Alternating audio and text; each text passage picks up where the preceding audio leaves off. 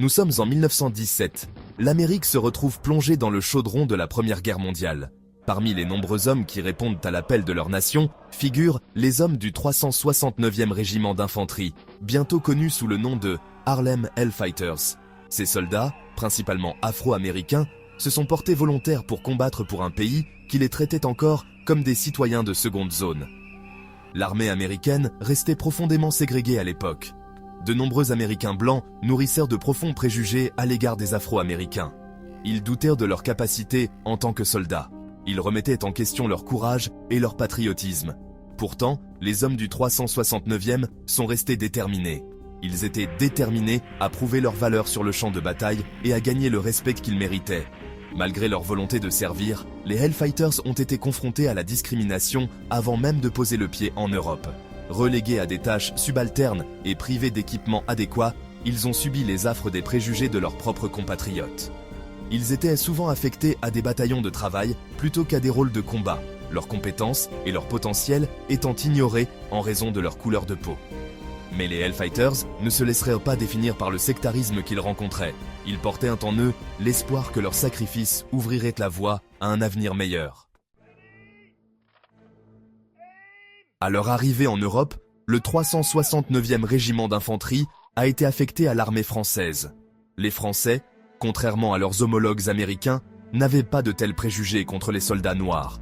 Ils ne voyaient que des troupes enthousiastes et capables, prêtes à se joindre au combat contre un ennemi commun. Sous le commandement français, les Hellfighters ont prospéré. Ils ont reçu le même entraînement et le même équipement que leurs homologues blancs. Ils ont été traités avec respect, leurs compétences et leurs aptitudes ont été reconnues et valorisées. Cette égalité nouvelle a stimulé leur morale, renforçant leur détermination à se battre non seulement pour leur nation, mais aussi pour leur dignité et leur humanité. Les Français ont accueilli les Hellfighters à bras ouverts, les intégrant dans leurs unités et dans la société. Les soldats, à leur tour, ont adopté la culture, la langue et la camaraderie française. Ce respect mutuel a créé un lien puissant entre les Hellfighters et le peuple français. Ils ont combattu côte à côte, prouvant leur courage dans les tranchées et gagnant l'admiration de leurs camarades français. Les Hellfighters ont été déployés sur les lignes de front, faisant face à toute la brutalité de la guerre. Ils ont combattu avec un courage et une détermination sans faille dans certaines des batailles les plus intenses du conflit.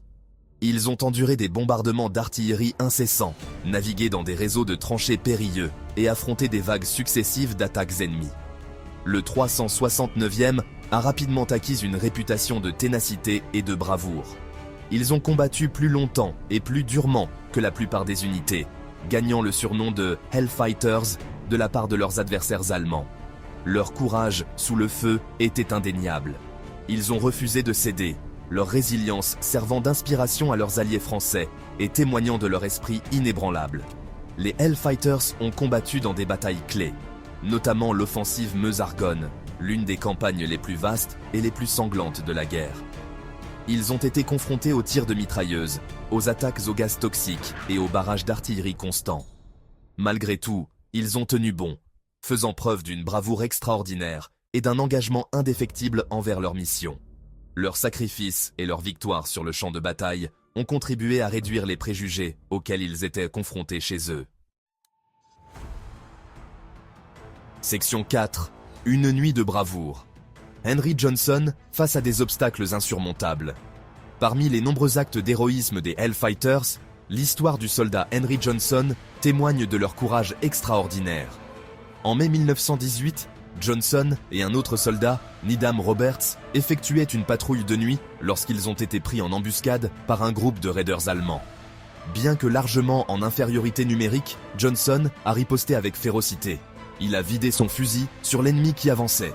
Lorsque ses munitions ont été épuisées, il a utilisé son fusil comme une massue, allant même jusqu'au combat au corps à corps pour défendre son camarade blessé. Il a subi de multiples blessures, mais a refusé de céder. Les actions de Johnson cette nuit-là ont sauvé la vie de son camarade et empêché les Allemands de déborder leur position. Il a combattu seul une force ennemie numériquement supérieure, incarnant le courage et la ténacité qui définissaient les Harlem Hellfighters. Pour sa bravoure, Johnson est devenu l'un des premiers Américains à recevoir la Croix de guerre, la plus haute distinction militaire française. Section 5. Un retour au pays doux amer. Des héros accueillis, mais toujours confrontés à l'inégalité.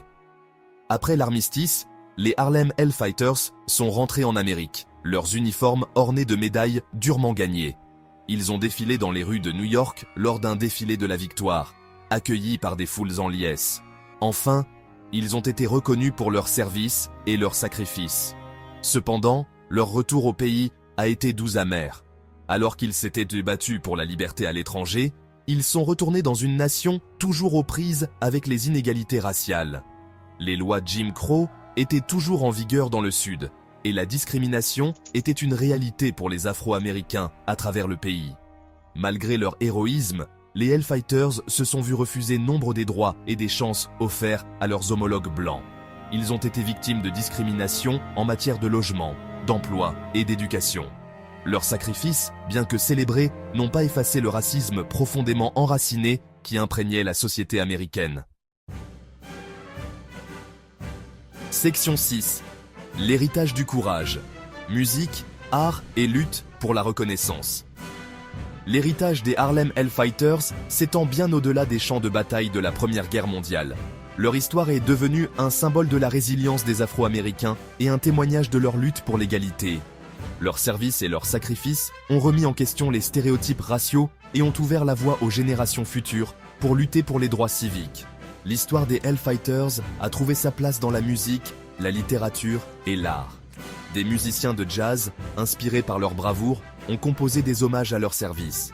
Des écrivains ont relaté leurs expériences, s'assurant que leur histoire serait transmise de génération en génération. Des artistes ont capturé leur héroïsme sur la toile, immortalisant leurs sacrifices pour que les générations futures les admirent. Malgré leurs contributions, l'histoire des Hellfighters est restée largement méconnue pendant des décennies. Ce n'est que ces dernières années que leur bravoure a reçu la reconnaissance qu'elle méritait. Grâce aux efforts des historiens, des militants et des descendants, leur histoire a été mise en lumière, garantissant que les générations futures se souviendront de leurs sacrifices et l'honoreront. Section 7. Impact durable. La contribution des Hellfighters aux droits civiques.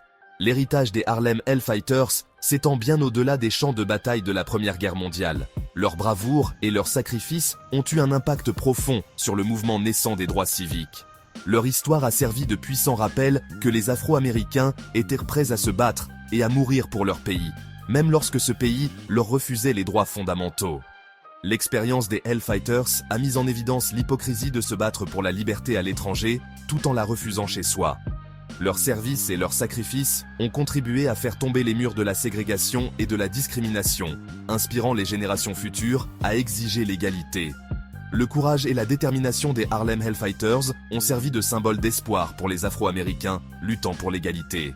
Leur histoire est devenue un cri de ralliement pour le mouvement des droits civiques, rappelant à la nation que la lutte pour la liberté est une lutte continue.